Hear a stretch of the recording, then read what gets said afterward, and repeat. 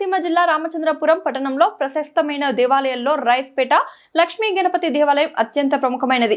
ఇక్కడ గణనాథుడు కోరిన కోరికలు తీరుస్తాడని చుట్టుప్రక్కల ప్రజల నమ్మకం. దాదాపు 50 సంవత్సరాల క్రితం గడి సత్యం మరియు రాపాక అప్పారావు సారథ్యంలో సాధారణ పూరిపాకలో వెలిసిన గణపతి ఆలయం నేటికి అంచెలంచెలుగా అభివృద్ధి చెంది సుందరమైన దేవాలయంగా రూపుదిద్దుకుంది.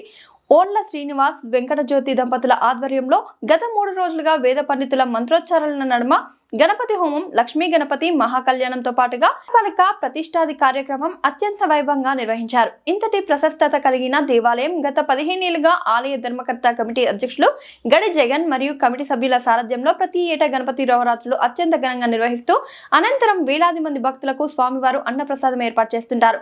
ఈ సందర్భంగా ఆలయ వేద పండితులు చెరుకుపల్లి గణేష్ శర్మ మాట్లాడుతూ దేవాలయంలో ఏర్పాటు చేసిన గణపతి హోమం, మహాకళ్యాణం మరియు ద్వారపాలక ప్రతిష్టాది కార్యక్రమం ఎంతో వైభవంగా నిర్వహించారని, పట్టణ ప్రజలందరి యొక్క స్వామివారిని దర్శించుకుని కృపకు పాత్రలు కాగలరని కోరారు. ఈ కార్యక్రమంలో పట్టణంలోని భక్తులు అధిక సంఖ్యలో పాల్గొన్నారు.